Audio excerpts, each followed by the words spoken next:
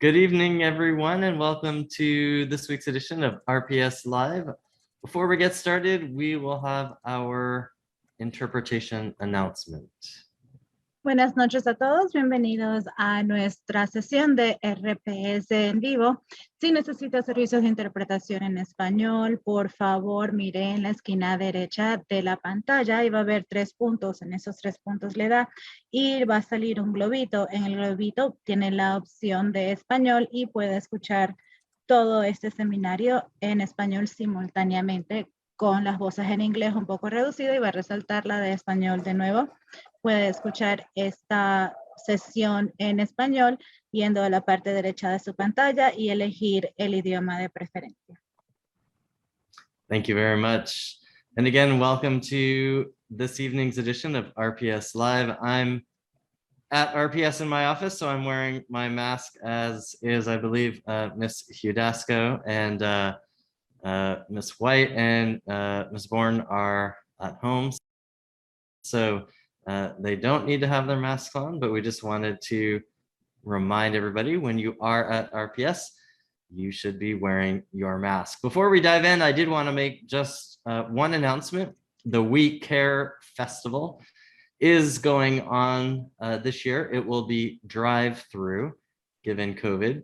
It's this Saturday from 11 to 3 at Overby Shepherd Elementary School. You can drive on by, get some great food. You can get a COVID vaccine, a COVID test, register to vote, and lots of other opportunities. So you are welcome to come on by. Again, Overby Shepherd this Saturday from 11 to 3, a drive-through We Care Festival. All right, we are going to dive into our only topic tonight, which is our health and safety guidance for in-person instruction. We are back in person on September 8th, and we are excited to welcome everybody back. And we want to make sure everyone understands everything that we're going to be doing to keep everybody healthy and safe and have a wonderful and productive year.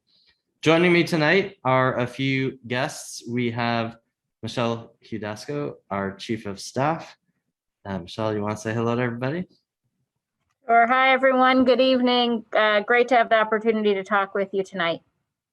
And Nikisha White, our Coordinator of Health Services.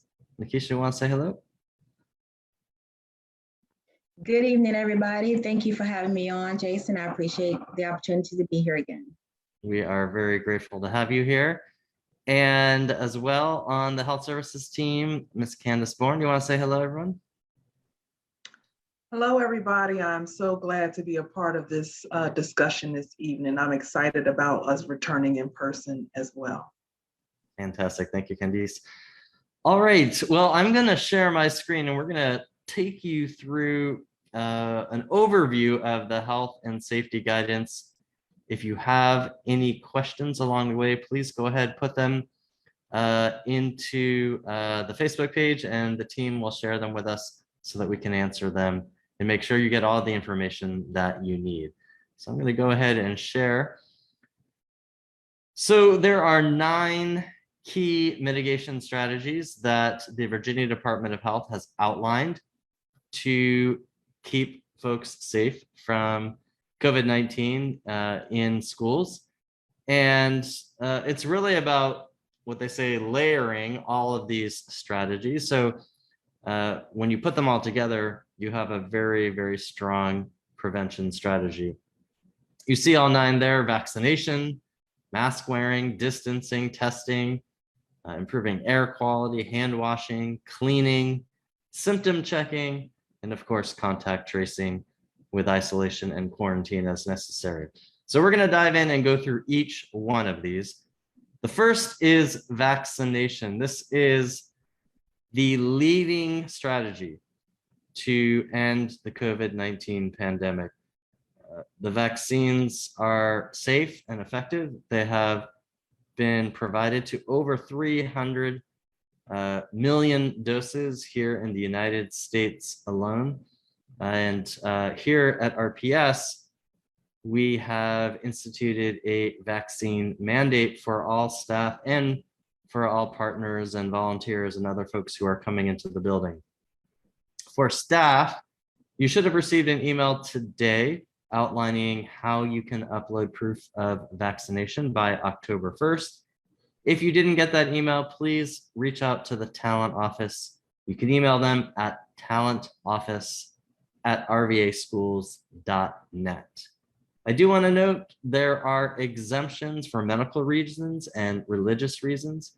And if you need to access one of those exemptions, again, reach out to the talent office at that same email address. I do want to pause here and open it up to Nikisha and Candice. There are, we know, still some folks who are hesitant about the vaccine, and we know, particularly given some past abuses by the medical profession within the Black community and other communities of color, that has given a lot of folks pause. I was wondering if you two could both speak to the safety of the vaccine, the efficacy of the vaccine, and if there's any words of encouragement you can give to any RPS staff who are still concerned about getting the vaccine. Jason, I'm sorry, before we start, I think probably your screen rolled. We also have the privilege of having our nurse from Cardinal Elementary on tonight. So her name is Melody Rosa, and I think she's just down lower in who's here, just if she wanted to introduce herself as well. Oh, great. Well, welcome, Ms. Rosa. We are delighted to have you. I don't see your video, but if you're on, go ahead. You can, there you are. Do you want to say a few words of introduction?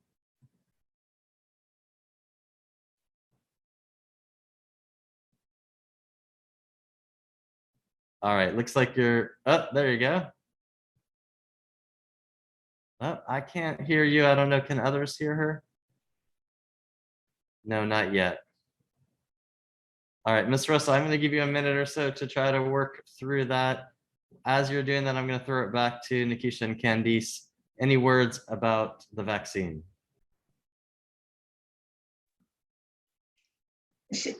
I'll go ahead and I'll go ahead. First of all, we love Nurse Rosa. I'm so glad to hear that she's here. She's like one of my favorite people. Okay, so yes, there is some issues with trust with the medical community, especially with people of color. We actually see that with our community a lot, especially with our students, with making those connections to care. We could probably go into that a lot deeper and talk about that all night. However, with the Delta variant, we know that transmission, if you're unvaccinated, is a lot higher. So I will encourage those who are on the fence. This variant is a lot more dangerous and a lot more severe than other variants of COVID, according to the CDC. My advice will be to do your research, to look at the cdc.gov, and to, you can call myself, you can call Candice if you have any issues. You can call the health department. They do have a hotline available. And my advice would be to get vaccinated. There is a risk of breakthrough. You can still get, of course, infected, of course, but it will not be as severe as if you were not vaccinated. So my advice would be to do your research and to go ahead and get vaccinated. Call your healthcare provider if you have any questions or concerns. Protect yourself. Thanks, Nikisha. Candice, anything you'd like to add? I'd just like to, my sentiments, I agree wholeheartedly with Nikisha, and of course, vaccination is the best defense in fighting COVID-19. Just to reiterate what Nikisha said, it is a personal choice, but we really implore you to the importance of getting vaccinated. This Delta variant, like she said, is very more severe. So if you are able to get vaccinated, please get vaccinated for that simple fact. Even if it doesn't prevent you from getting COVID, because there are breakthrough cases, it will prevent a hospitalization and you ending up in intensive care. So if you are on the fence, please highly consider, the more people we get vaccinated, the quicker that we can kind of build up a defense to this virus and hopefully at some point obliterate it somewhere down the road. Thank you, Candice. And Nurse Rosa, are you able to join it now? Oh, we still can't hear you. I'm not sure what's going on. Maybe log out and log back in and we'll try again in a little bit. All right. Okay, vaccine. Also, remember everybody, the vaccine is available for everybody down to 12 years old. And probably by October, if not sooner, it is likely that the vaccine will be available for children as young as 5 years old. And so we should be hearing more about that from the FDA over the next few weeks. So keep your eyes out for that as well. All right, let's move on to the second mitigation strategy, the consistent and correct use of masks. This is important. Consistent. At RPS, we have a 100% mask policy. Everybody at all times. If you are at RPS, you should be wearing a mask, and that's inside or outside. The only exceptions are, of course, when you're eating, and for our preschoolers, when they're napping, the best advice is that they shouldn't be wearing masks at that time. It's also really important that you wear your mask correctly. So you see, I've got mine over the nose, and if you have a metal insert to mold it to your nose so the mask fits tightly, it should go under your chin and fit snugly against your cheeks. If the straps are too big or too loose, twist them so that you can tighten them up.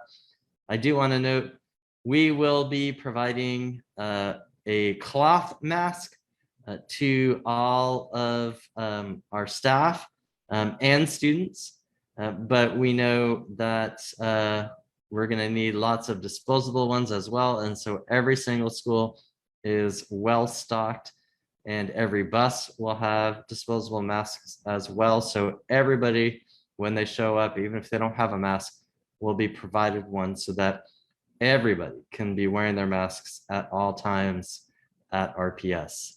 Anything else about masks? Nikisha, Candice, Michelle? You want to make sure that your masks fit. So there are various sizes. There are pediatric size masks and also adult size masks. And then make sure your mask fits your face. If you have a larger size face, you want a larger size mask. Even if you're an adult, you may have a smaller size face. You know, you may see a child with an adult size mask. At some events that we had a couple of weeks ago, we saw children with adult size masks, and luckily we were able to switch them out and give them a pediatric size mask. So you want to make sure there's no gaps in the mask as well. You can double loop a mask, just double loop it and loop it around the ear as well, so there are no gaps in the mask. So and we do have pediatric masks available for students. Excellent. Thank you, Nikisha. The only thing that I wanted to add, just because it is a little bit unique to RPS, is that masks are worn both inside and outside on RPS property. So in other instances, people, you know, especially those who are vaccinated, have heard guidance about removing the mask when outside. But when you're on RPS property, or for kids when they're outside at recess, that does still mean masks on. Thank you for that, Michelle. Candice, anything else you'd like to add?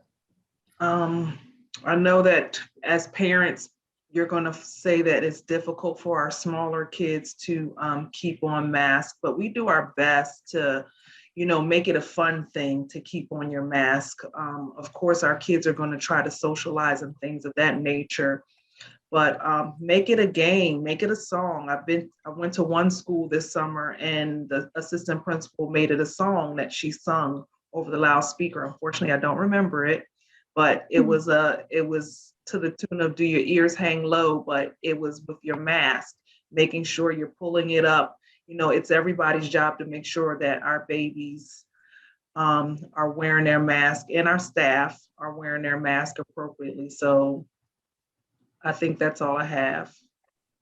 Thank you, Candice. I'm excited to have you sing that song at maybe our next episode. But now I've got "When Your Ears Hang Low" in my head. So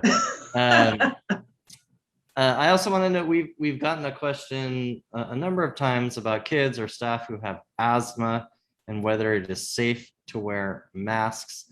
I know Dr. Avula spoke about this, the head of the Richmond City Health District, at our school board meeting on Monday night, indicating yes, it is safe for anyone with asthma to wear a mask. In fact, it may actually help prevent particulates in the air from being breathed in, which actually provides even more protection for kids and staff with asthma. Anything, Nikisha, I'm missing on that one? I have not seen any evidence that wearing a mask for asthmatic students or staff is contraindicated since the pandemic began. So I wholeheartedly agree with Dr. Avula. Thank you, Nikisha. All right, let's go to number 3, physical distancing. And, I know this one it's a little bit confusing because the numbers keep changing and who it applies to, and lots of folks are saying different things. So I want to make sure we break it down, make it really simple.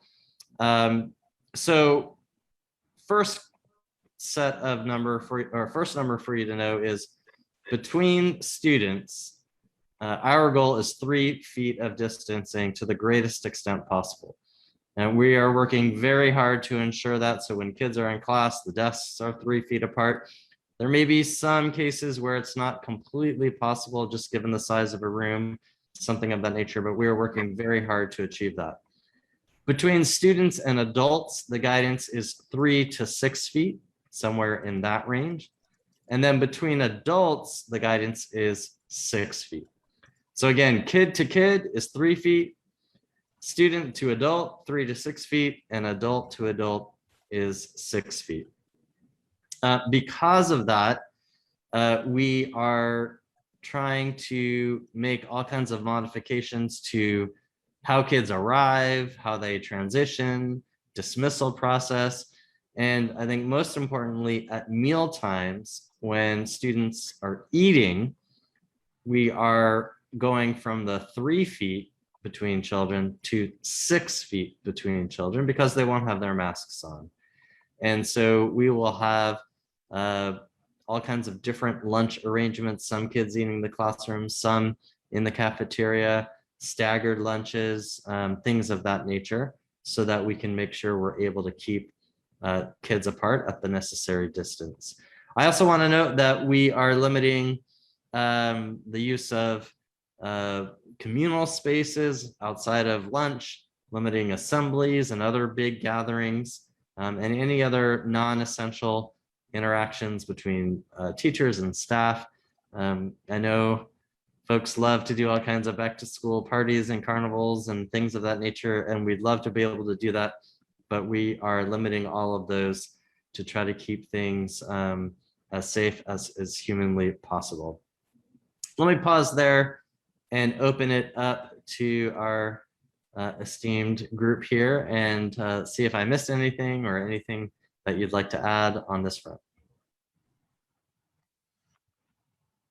The only thing that I would add on this one, Jason, is just the framing around this, that both the CDC and VDH have been very clear that physical distancing should be maximized to the greatest extent possible, but should not be a reason that students are not coming back in person, and that is one of the most critical reasons that the strategies are layered on top of each other, that when one particular strategy might not be able to be met at 100%, the others can start layering in for increased protection.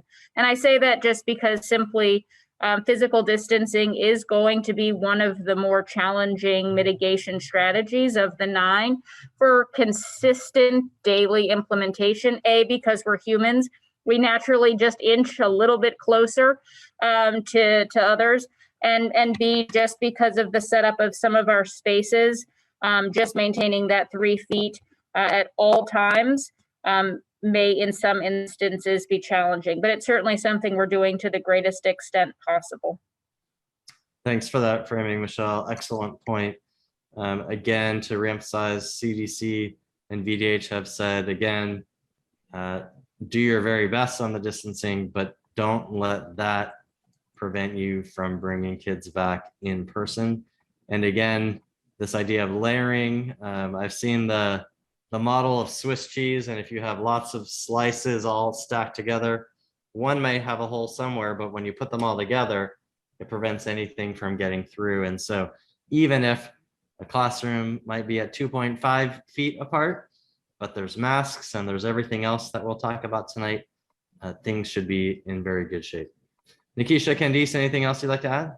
Yeah, I agree. The layering of the mitigation strategies is going to be key to helping to keep your children safe.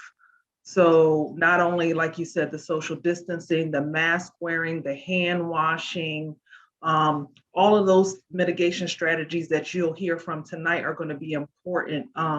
Like Michelle and Jason said, to just layer them, layer on top of layer. If one is not being met, we got this on top of this, on top of this, which is going to help us do our best. Because once again, we are dealing with children here, and this is going to be their first experience back, seeing their teachers, seeing their friends.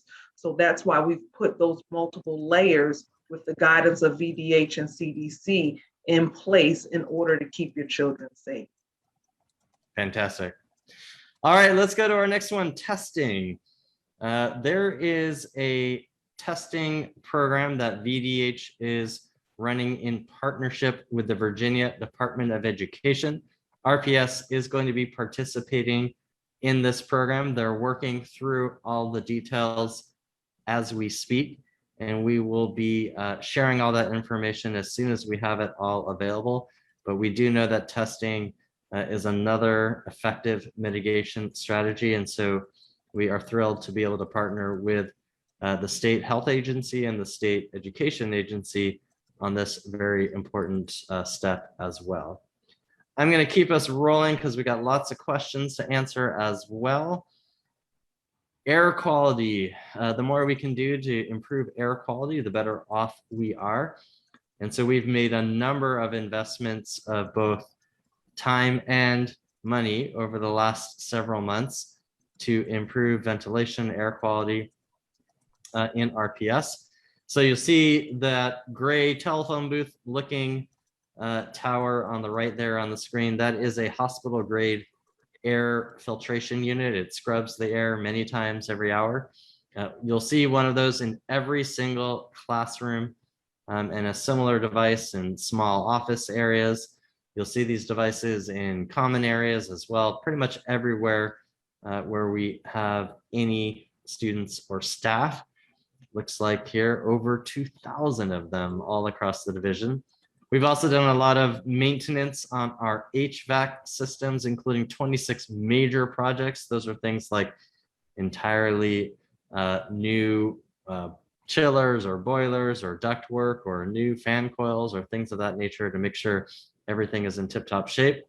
We have a HEPA air filtration unit in all of the buses that we will be using, over 200. And at schools where windows are designed to open, and not all of them are, in fact, most of the newer schools with very modern HVAC systems, the windows don't open. So where schools do have a design where windows open, we'll make sure that at least one window per classroom is open, again, weather permitting, to provide fresh air throughout the day.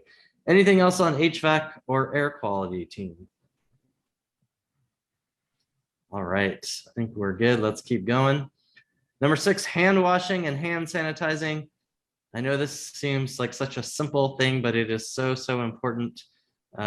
We do know that surface transmission is a very low risk from COVID, but the way it can be a risk is, For example, somebody coughs on a table, you put your hand on the table, you pick up an aerosolized particle, and then you rub your eye or your nose. And so washing your hands frequently, keeping them clean is a really effective way to prevent the spread of COVID-19. And so we've done a number of things. Every classroom and common area has a wall-mounted hand sanitizing station. All of our bathrooms will be cleaned and restocked every 90 minutes. Our custodians have all kinds of new protocols and training on that. We have touchless paper towel and touchless soap dispensers in all of our bathrooms. You can see some pictures there on the right. We've got signage up to remind everybody that when you wash your hands, we're talking 20 seconds. That is really important to make sure that you fully remove any COVID particles. Hand washing before and after meals. And also, just so you know, beyond just the paper towel and soap dispensers, touchless dispensers in our bathrooms, we've done all kinds of plumbing, electrical, and mechanical work to ensure that everything is working properly for when kids return. Anything else on the hand washing or hand sanitizing? All right, let's keep going. Cleaning, as I noted, according to the CDC, the risk of infection from touching a surface is low. That said, regularly washing your hands or using hand sanitizer and cleaning surfaces can be helpful, and that is why our custodians will be disinfecting throughout the day. I want to note all of our disinfectant products are medical grade and meet the standards for use against COVID. Our custodians will be cleaning high touch surfaces every 90 minutes, lunch tables after each use, classroom tables and desks after each day, restrooms throughout the day, but disinfected at the end of the day. Cots in preschool settings will be labeled so that we keep them with the same student every day, and they'll be disinfected after each use. And we are providing disinfectant wipes and spray to teachers and other staff. So if they want additional opportunities to wipe surfaces, or students want that when they come into the classroom, they will have that as well. Anything else on cleaning? All right, let's go to number 8, daily symptom checking.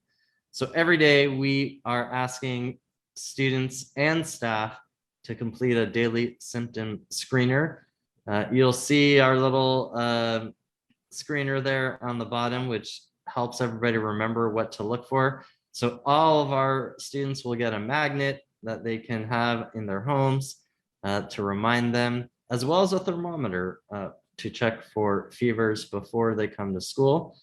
And so we're asking every family to go through those symptoms with their children before they come to school, and staff. Staff, when they come to sign in using our computer system called Raptor, will be answering the symptom questions as well. And we're asking everyone, students and staff, if you have any of these symptoms, the guidance is simple: stay home. And we want to encourage folks to do that. Students, it will be an excused absence, and staff, you will not lose your leave because of any potential symptoms. We have lots of extra guidance on that in our full document, which you can find on our website. Any other information that I might have missed, Michelle, Nikisha, or Candice? All right. Michelle, do you have something? No, she's good. All right. All right. And I'm going to bring us home with the 9th strategy: contact tracing when there are positive cases. When there are positive cases, our incredible nursing team works with the Richmond City Health District to investigate the case and do contact tracing. It looks a little bit different in each case, just given the nature of the case. But one thing to keep in mind is the Department of Health calls close contact when you're within 6 feet of an infected individual for a total of 15 minutes or more over 24 hours. And that is really critical for folks to have in your mind. That's why we're working on the distancing. I do want to note that We will, of course, communicate any positive cases daily over the RPS Direct system. We will also have a dashboard on our website, so folks can see that daily and a running record of where the positive cases are. And we will have that information by school or work site. I do want to note that when folks are quarantined, again, students those are excused times away from school. They'll continue to learn virtually, and staff will also not lose any of their leave. I also want to note we are doing all kinds of things to help us contact trace, using seating charts everywhere to make sure we know if a student was infected, who was that student really around, again, within 6 feet for 15 minutes, so that we can quarantine the appropriate students and not have to shut down, quarantine a whole class or a whole wing, things of that nature. We want to keep it as limited as possible. We do want to note, of course, even with all of this, there will, of course, be some positive cases, just given how transmissible the Delta variant is. But that is why we are utilizing all of these strategies, and we'll be prepared to quarantine and continue learning with virtual options in the event that there is a positive case. All right, I'm going to stop sharing my screen and I'm going to jump to our questions. So, number one, when will students who are attending virtual school receive their Chromebook? Michelle, do you want to take this one? I don't know, but I will email the principal of the academy. If this question is coming from someone who is part of the Richmond Virtual Academy, you should have also Principal Robinson's email. And I do know she sends out a daily or periodic newsletter. So I will flag that to her so that she can get that information out in her next communication. Thank you. And you can send an email also to virtualacademy@rvaschools.net. And that goes to the team running the virtual academy, and they can also answer your questions on that. Thank you for sharing that. All right, number two, what happens when the children of RPS teachers, their own child, not the students that they work with, are quarantined from their school, but we have to teach elsewhere in RPS? Do they have to take sick or unpaid leave, or can we teach virtually? Michelle, do you want to take that one? Yep. So we put out a more extensive guidance document, and I recognize it's hard to read all of those, but I will just reference it so you have it. It is Appendix D that is part of the guidance document. Jason, do you think you could put in the chat just the link to that on our website? And Appendix D is the guidance for sick leave. So you'll see there, it says if you have a child who is quarantined or is tested positive for COVID-19, you will receive administrative leave with pay if needed. But to the point that you've raised here, we will provide for you a total of 10 days of leave as needed. And the as needed is if you can't work from home. So if your child is not sick, but is just quarantined, and you're able to work, you're certainly welcome to teach from home, or if you're not a teacher, to do other work from home. But if you do need the leave to care for your child, you'll receive up to 10 days, which should align with their quarantine. All right, very good. And I'm going to put that in the chat. And I'm also going to show folks, I'm going to share my screen going to our website. So if you go to the Reopen with Love 2.0 section, this is the document that Michelle was referencing. It is a more detailed version of the presentation we just went through. And if we go all the way down, it's Appendix D, is that correct? All right. Here it is, guidance for staff sick leave. So you can see that. I do want to note this document is also in Spanish. so you can look through it in Spanish as well if needed.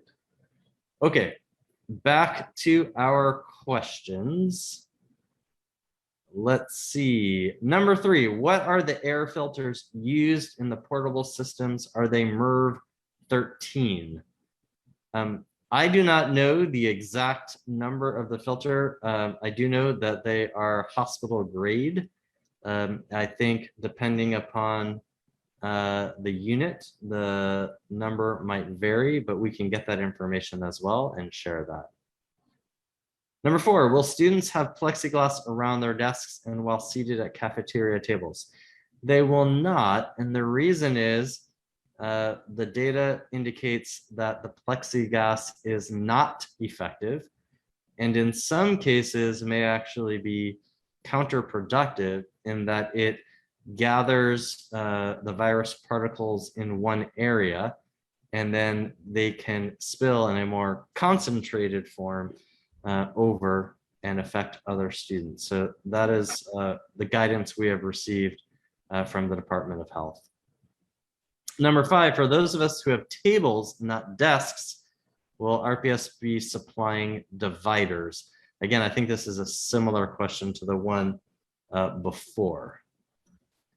Number 6. I will add one thing, Jason, to that is schools have the opportunity, however, to request additional desks so that if you do want to create greater distancing within the classroom, so for example, maybe instead of 6 kids around a table, there's just 3 kids at a table, so there's a little more distancing, the school can request 3 additional desks to be set up elsewhere in the classroom. All right, number 6, what are the specific criteria for a school shutdown? What is the protocol for that? And is there still an option to enroll in virtual off the bat? I'll take the virtual one first. Unfortunately, our virtual program is completely full. We have about 2,000 students already enrolled in that program, which is much, much more than any other division in the area. I believe, for example, Henrico capped theirs at 500, and they have roughly twice as many students in their school division as we do, but we have 4 times as many kids in our virtual program. There were some state options available for virtual, but my understanding is they are at capacity as well. And so if there is a family that is not comfortable sending their students back at this point, the best option would be a homeschool option. And if folks want to explore that, the best thing to do is just reach out to me directly, and I can connect you with Valenta Wade, who handles homeschool for the division. But on the shutdown question, Michelle or Nikisha, do you guys want to take that one? What would prompt that? I'll let Nikisha. So I believe that it's going to come from the Virginia Department of Health or the Richmond Henrico Health District. And it's going to be based on the amount of outbreaks in the school as determined by the epidemiologists and the investigators that are investigating the outbreaks in the school. So when we get a COVID report in a school, we meet with the health, we report it to the health department. And like I mentioned on the live last week, we meet with the health department every day at 3 o'clock. We have an ongoing dialogue with them. They're aware of every case that we have.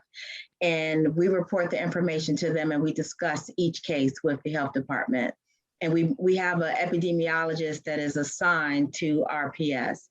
And the epidemiologist works with RPS leadership, and together they determine if the school should be shut down. So it's going to be if the cases are considered control or uncontrolled. And I think the epidemiologist could explain it a little bit better than I could. But it's going to be if the amount of cases are uncontrolled or not. Candice, is that your understanding in speaking with Shatara this week? Because we've been questioning that ourselves this week, trying to get an understanding. So it is my understanding when it spans across or affects multiple grades and a certain percentage of the population is when, and also if there is a, what she would call an epi-linkage, which means it's being passed from one student to another student to another student, which I would hate to say, unfortunately, if the mitigation strategies aren't working and it's just kind of being passed on. So when we have students that do test positive and they're already being quarantined, that is a key that our mitigation strategies are working and that we quarantine them so that they won't test positive while they're still in school, but while they're at home. And that epi link that you noted is about within school transmission, which is different from a number of kids testing positive in a school, but they're testing positive because of community transmission. And that's an important distinction that the Virginia Department of Health looks at. We know from correct. We know from last year, oftentimes schools were actually much safer for kids because there were all the mitigation strategies in place. Outside of schools, there weren't. And so a lot of the transmission was actually happening outside of school. So just one other consideration that the Department of Health looks at. All right. Our number 7. Jason, can I just quick jump back? Because I just got an answer from the principal of our virtual academy. So I just wanted to jump back to that first question. If whoever asked about when Chromebooks would be distributed, families received the information in last week's copy of the Hoot, which is the newsletter. And so that newsletter had the pickup dates for your home school for middle and high schools. So check that. They ranged from this past week through the end of this week. And obviously, if you missed that, I'm sure there will be another chance. And then any of the secondary families, there was an orientation today at 4:00, which was recorded and will be available tomorrow, that shares more information as well. And again, if you need any additional information about the virtual program that you're enrolled in, this is the RPS program, the Richmond Virtual Academy. You can email virtualacademy@rvaschools.net. Thank you, Michelle. All right, number 7, are there contact tracing protocols in place for high school and middle school students who change classes? Nikisha or Candice, you want to take that one? Yes, there are things in place as far as contact tracing. It's going to be important for when a student tests positive for them to let us know. The sooner we know, the sooner that we can put those quarantining measures in place so that we can prevent the spread of the virus. So it's going to be dependent on how quickly we're notified of a positive case, and then once we do the investigation, being able to have those specific kids quarantined. It may be a little bit challenging with kids transferring from class to class, but in the same token, at the middle and high school level, positively kids tend to be more cliquish and they tend to cohort themselves versus us cohorting them. Also, there will be seating charts. So even if a child has gone to different classes, we'll know the student was in this place around these students, and that will help us contain how many students need to be quarantined. Also, remember, everybody 12 and up can get vaccinated. That means all of our high school kids can get vaccinated and almost all of our middle school kids can get vaccinated. The number one way to prevent us from shutting down classes or grades or, God forbid, a whole middle school or high school is getting as many kids vaccinated as is humanly possible. because when the contact tracing happens, if there's exposure to a vaccinated person, the response is very different if there's exposure to an unvaccinated person. Nikisha or Candice, you want to say a word about that? That is correct. So per CDC guidelines, individuals who are fully vaccinated are not required to quarantine if they are exposed to COVID-19. So if you are not vaccinated, you are required to quarantine. CDC does recommend you get a test anywhere from 3 to 5 days after exposure.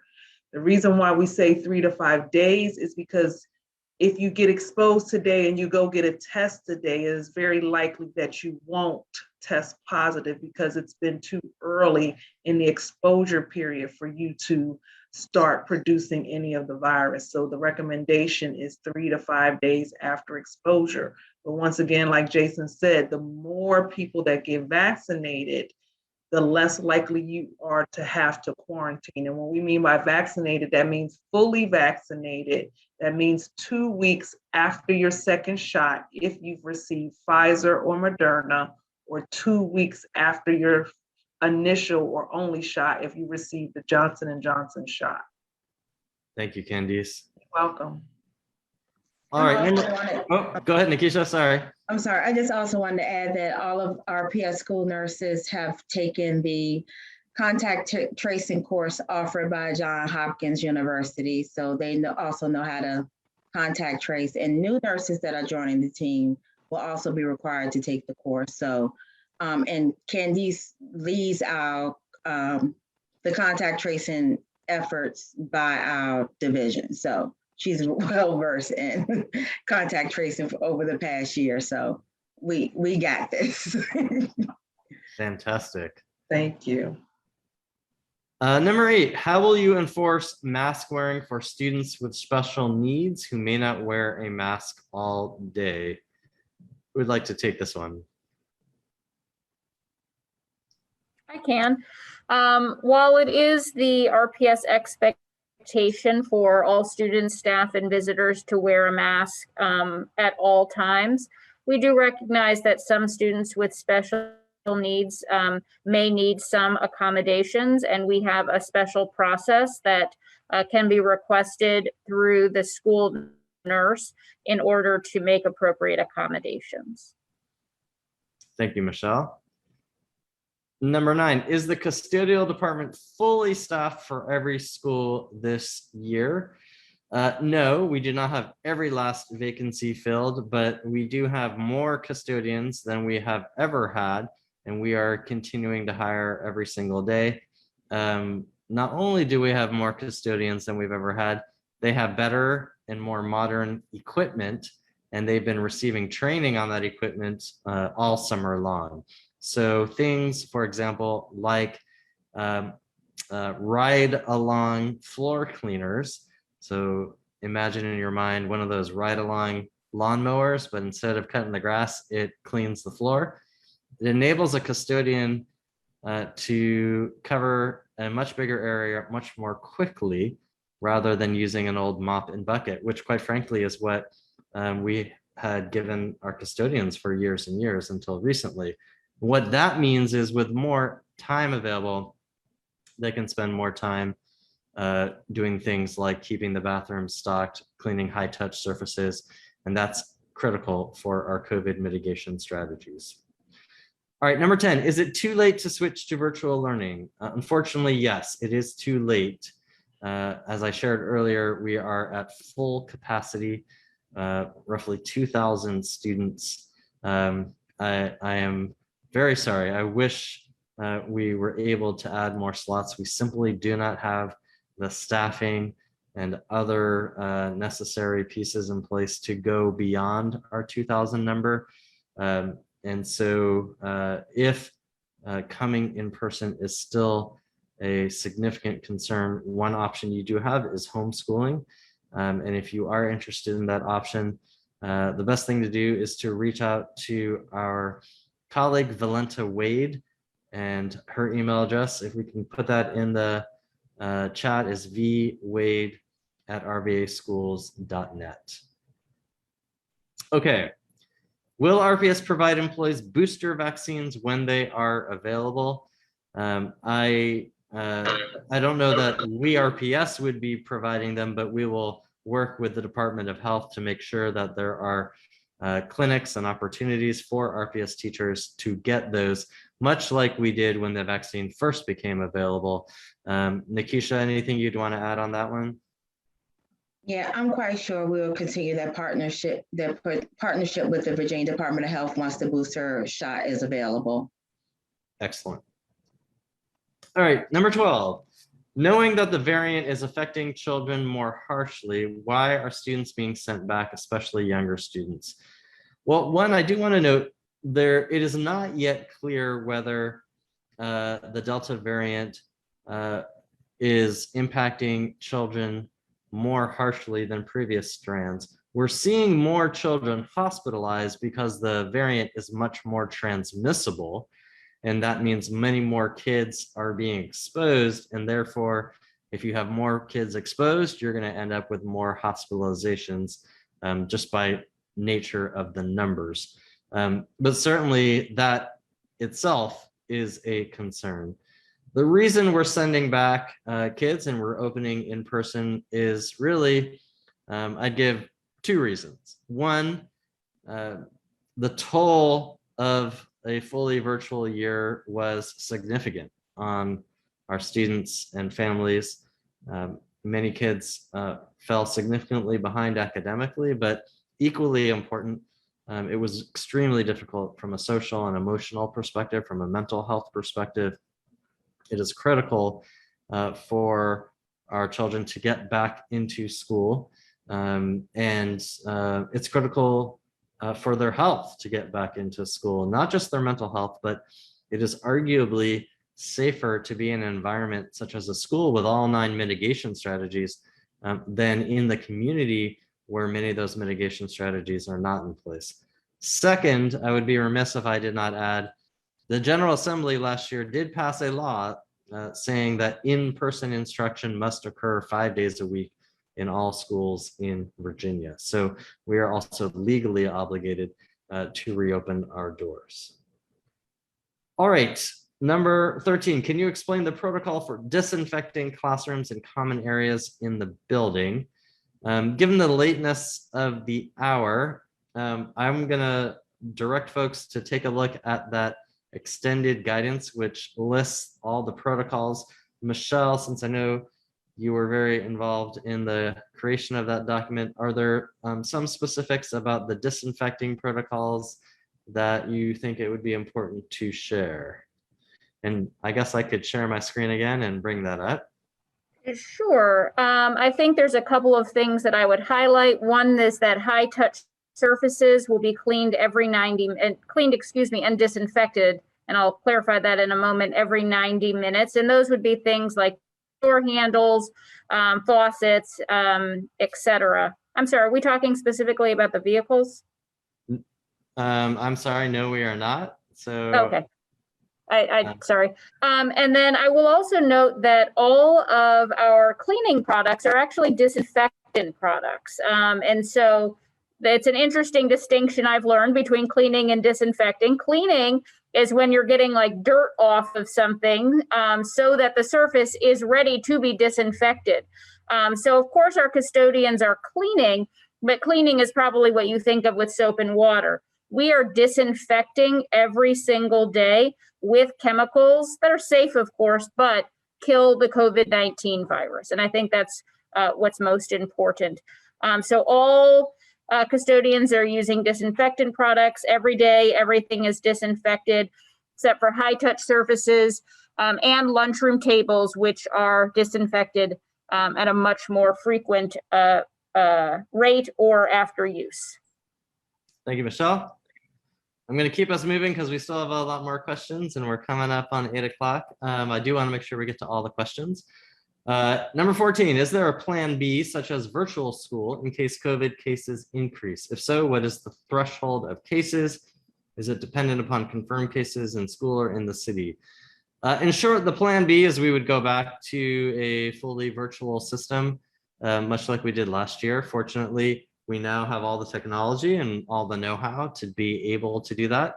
I hope and pray that it doesn't come to that, but that would really be dependent upon a significant increase beyond where we are right now of community spread and guidance from the CDC and VDH that the best step to take would be to move to virtual. I don't anticipate that coming, but we are certainly prepared if that is the case.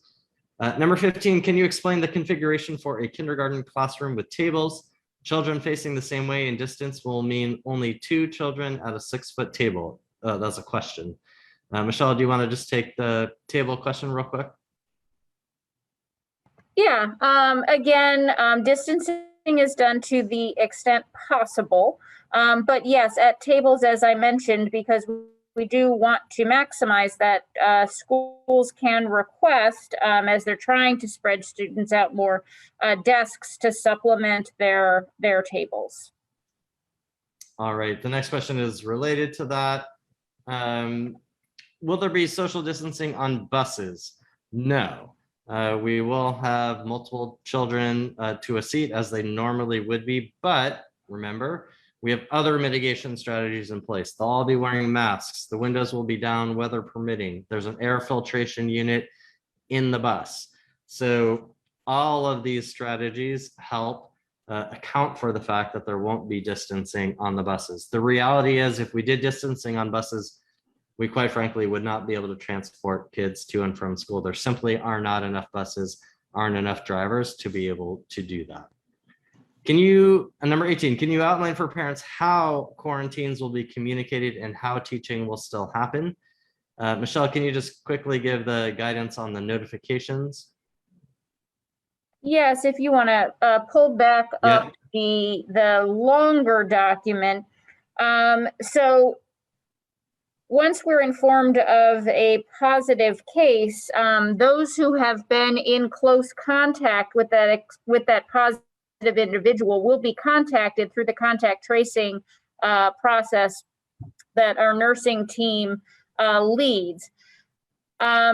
Within 24 hours of notification of that contact, everyone in the school community will receive a letter, either going home on backpacks if it's not a weekend, or through the Remind app, letting you know that there was a positive and that either A, contact tracing is completed, and if you weren't contacted, then you were not directly impacted, or if it is a larger number of folks exposed, we just want to keep you informed. And so we'll say there has been a positive case and we are in the process of contact tracing, and we will let you know when we're done. We expect to finish within the next 24 hours. And then again, a notice of a positive case will go out in my daily email, and we will have a tracker dashboard on our website, which will be accessible from the homepage, which will aggregate all the information so people can see that. All right.